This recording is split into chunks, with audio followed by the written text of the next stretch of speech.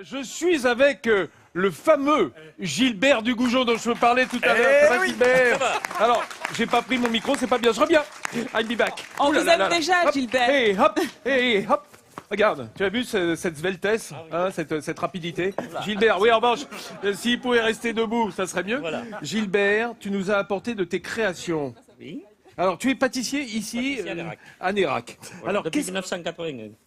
Ah oui, quand même. Ah oui. Oui, t'as un peu de temps de peaufiner ta pâtisserie. Alors, j'aimerais qu'on regarde ensemble ce que tu nous as apporté ici. Alors, qu'est-ce que c'est que ça, là? Alors ça, c'est la crosta de pruneau. Ouais. Ici, c'est la crosta de pomme. C'est quoi la différence? C'est qu'il y en a un ou des pruneaux, Une puis pruneau l'autre, il y a et des l'autre, pommes. là, aux Ouais, pommes. d'accord. Jusque Voilà. là, ça va. Là, je te suis, Gilbert. Hein. Oui. Fais semblant que voilà. Donc, c'est un feuilletage. C'est fait comment Oui, un ça? feuilletage, ouais. Tiens, montre à la caméra qu'il est à côté. Oh là là. Et c'est saupoudré de sucre après cuisson. Après cuisson, oui. Parce que c'est pas tellement sucré à l'intérieur. Oh. Regardez ce petit rayon de soleil. Oh, c'est bon. Ce petit rayon de soleil sur la croustade, qu'est-ce que c'est beau. Et alors ça, c'est quoi? C'est le fameux soleil? Voilà. Tu peux me couper pour que je vois comment c'est dedans? Voilà, oui. Ah ouais, j'aime bien. Vous avez besoin d'un goûteur? Oui, mais pas d'une goûteuse. Là, Nathalie, ne t'en fais pas, tu l'auras. Tiens, sors la part. Oh là là là là. Regardez ça, regardez Oh cette là merveille. là Dis-moi là ce là. que c'est, ça, le Alors, soleil. c'est une génoise garnie d'une crème pâtissière au Grand Marnier. Oh, Il y c'est en a très pareil léger. à base de C'est une très pâte léger. d'amande dedans. Avec une pâte d'amande, Voilà. donc tout ça un peu un arôme d'orange. Et c'est quoi les c'est vrai rayons qu'on de a un soleil goûteur, dessus? C'est la pâte d'amande. C'est la pâte d'amande. Eh, tu veux un goûteur ou pas? non, une goûteuse peut-être, mais un goûteur pour l'instant on n'en a pas besoin parce que chacun son truc. Et ça c'est le fameux succès Le fameux succès. remporté par ta pâtisserie. Alors le succès c'est un praliné? Une meringue noisette hein, avec une crème au beurre très légère au café. Très léger. Oui, parce que je signale quand même que le Lot-et-Garonne est le premier département producteur de noisettes Ouais. en France et on en parlera avec des noiseticulteurs tout à l'heure. Hein, de cette fameuse noisette de Lot-et-Garonne. Eh, Gilbert, je te garde. Tu es à moi. Tu sais, comment est-ce que tu fais quand tu es sourcier et que tu veux trouver une source d'eau? Tu prends une baguette de Coudrier. coudrier. Et qu'est-ce que c'est le coudrier dans l'ancien Noisetier. français? Ben, c'est le noisetier, oui, il le sait. Je suis avec Claude. Bonjour Claude. Bonjour. Qui est muséiculteur. Noiséiculteur. Voilà, Voilà. noiséiculteur. Tout à fait. C'est-à-dire que quand on est en Lot-et-Garonne, effectivement, et qu'on est paysan, eh bien, on pense à l'avenir. Et figure-toi que c'est dans un fruit très vieux qu'on a trouvé la solution. C'est la noisette. Celle qu'on a à bordure des champs, des haies. Eh bien, nous, on en a fait une culture et qui maintenant va permettre aux Français de manger français de la noisette. Ah ben oui, Tu ça le c'est savais pas pas. mal. Mais non, si, je savais qu'il y a des belles productions noisetières en France. C'est vrai qu'il y en a beaucoup qui nous viennent d'Italie, du Voilà, Piémont la notamment. grosse majorité viennent de l'étranger. Et puis de puisque Turquie. Voilà, la production est toute nouvelle en France, mais par contre, dans le Néraquais, il y a plus de 200 hectares, et dans 15 ans, ce sera 3 fois plus qu'il y aura, parce que la noisette est un fruit moderne, comme je disais, c'est un fruit santé. Et alors donc, C'est parti pour la Reconquista. Tu vas- La Reconquista de la noisette française. Claude est avec nous. Alors Claude, qu'est-ce que tu as apporté comme produit? Tu peux les montrer à la caméra enfin les caméras Alors, qui sont là. tu vas goûter une noisette nature, parce que c'est celle que tu vas manger au petit déjeuner. Tu vas pas manger Ah non, beaucoup, non, mais moi je les mange grillés moi déjà. 3 ou 4 noisettes.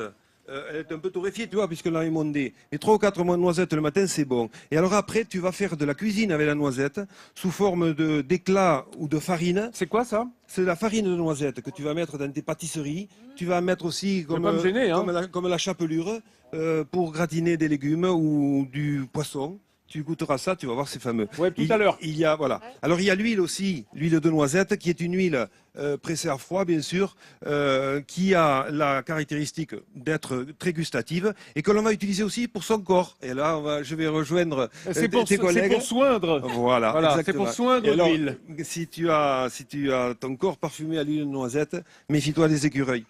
Oula! Oula! Ouais, après, ils te suivent dans les parcs, dans la 12 qui te suivent derrière. Mais arrêtez les garçons! Alors, mais Ça, j'adore ça aussi. Voilà, alors, la noisette, c'est la gastronomie quotidienne. Tu vois, il ne s'agit pas d'être un fan cuisinier, mais c'est aussi la Oula. confiserie. Ah oui. Et là, c'est les pralines. Alors Oula. là, les pralines, on goûtera tous ensemble. Vous me direz ce que vous en pensez. À la maison de la noisette, on travaille la noisette depuis 15 ans. Alors on est producteur et on a lancé un atelier de fabrication avec Régine qui est dans les parages. Votez, Régine. Elle est là-bas. Elle est là-bas, elle est là-bas. Bon, et puis il y a Augustin et Amalia, nos enfants nous ont rejoints pour transformer ces produits. Alors, de la confiserie, on passe à la chocolaterie. Et Oui, mais attends, excuse-moi. noisette. Excuse-moi, on va revenir, hein, Claude, parce que toi, une fois que tu es parti sur la noisette, tu roules. Mais ça, tu as enquillé le chemin. Toi aussi, tu dois avoir des écureuils qui te suivent. On est quand même en pays ici de pruneaux. Le Lot-et-Garonne, c'est le département du pruneau en France. Et je reçois Jacques Pommiès, que je vous demande d'applaudir, qui est à la fois pruniculteur. Et disons très impliqué dans la filière du pruneau. Alors, Jacques, le pruneau, il a un signe de qualité, le pruneau du Lot-et-Garonne, le pruneau d'Agen. Tout à fait. Le pruneau d'Agen, c'est un produit sous signe de qualité IGP, indication géographique protégée. 75% de la production française est réalisée en Lot-et-Garonne. Le reste est fait sur les départements limitrophes. On a quelques pays concurrents, mais on va les oublier parce qu'ils n'ont pas de signe de qualité. Ne te fais pas du mal. C'est un produit noble. On l'appelle l'autre trésor noir du Sud-Ouest. Bon, on rappelle on ne parlera pas du premier, mais le deuxième trésor noir, c'est bien le pruneau d'Agen. Ça se consomme à tout moment de la journée, en snacking, on peut le cuisiner. Il y a beaucoup de chefs et de grands chefs, un peu moins grands que Vincent, mais des chefs quand même, qui cuisinent en pruneau. Jacques, on peut rappeler que ce sont les croisés qui ont rapporté cette prune de Damas. Hein. Et on dit qu'ils y sont allés pour des prunes. Ça voulait dire que c'est la seule chose qu'ils aient vraiment rapporté de là-bas, c'est la prune. Exactement, ce sont les croisés des moines bénédictins de l'abbaye de Clérac, petit village de Lot-et-Garonne, qui sont partis, qui sont revenus sans ce qu'ils étaient partis chercher, mais ils ont ramené des pruniers de Syrie qu'ils ont greffés, d'où le prunier Dante, de greffé en latin. Et donc voilà, le prunier Dante, et ce fabuleux produit qui fait vivre ou qui contribue à faire vivre 1400 exploitations agricoles à l'échelle d'un département, qui emploie entre 7 et 10 000 personnes, emploi direct ou indirect, c'est quand même quelque chose, 45 000 tonnes de production en France, et une consommation, les Français sont les leaders, on est champions du monde, alors pas en rugby, même si c'est un pays de rugby, non, mais on est champions du monde, on est les champions du monde de la consommation de pruneaux, presque 500 grammes par habitant, 30 000 tonnes de consommation. Nathalie en mange beaucoup. Moi, j'en mange. Toi, tu manges du pruneau ? Beaucoup, oui. Je vous ai dit un par jour au moins, parce que c'est bourré de plein de bonnes choses. Mais je me demande pourquoi il a cette couleur noire alors s'il n'est pas noir au départ. Si, la prune, elle est quand même foncée. C'est une prune peinte, cuite, séchée. Donc c'est à la cuisson, il n'est pas cramé, je vous rassure, il n'est pas cramé, c'est naturel.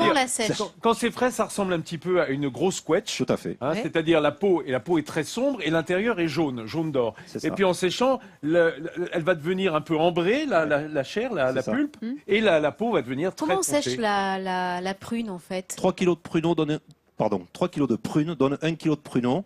Et donc, elle passe à peu près. Mais ça, c'est normal, c'est la déshydratation. Tout à fait, voilà. Oui. Elle perd à peu près les 2 tiers de son poids.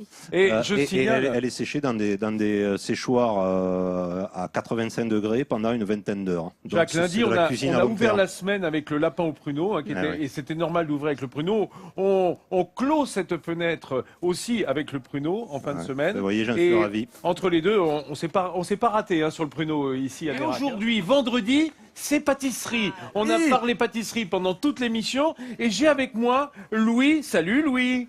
Comment ça va ? Très bien. Quel âge as-tu Louis, s'il te plaît ? 8 ans. Alors Louis, il est là pour une raison précise. Il est fils de boulanger-pâtissier et tu as apporté le gâteau de ton papa. Oui. Qu'est-ce que c'est ? Une croustade À quoi ? à la purée de melon. À la purée de melon, de la croustade. Ah oui, ça s'applaudit. Et alors, je me suis laissé dire qu'il y avait aussi une crème à l'intérieur. Qu'est-ce que c'est ? Une crème au floc. Au floc de Gascogne ? Oh, grand Dieu ! Une crème au floc de Gascogne. Dis donc, elle a l'air belle, cette croustade. Oui. Tu l'as déjà goûtée, toi ? Oui. Il fait de beaux gâteaux, ton papa ? Oui. Et toi, tu es pâtissier un petit peu ? Oui. Ah oui, tu vas prendre la suite, tu crois, plus tard ? Non. Oh non. Moi, je me contente de les manger, c'est ça ? Oui. Ouais, mais t'as raison, c'est la meilleure partie du boulot. Alors, qu'est-ce qu'on a sur cette table ? On a Claude avec ses noisettes et ses pâtisseries aux noisettes.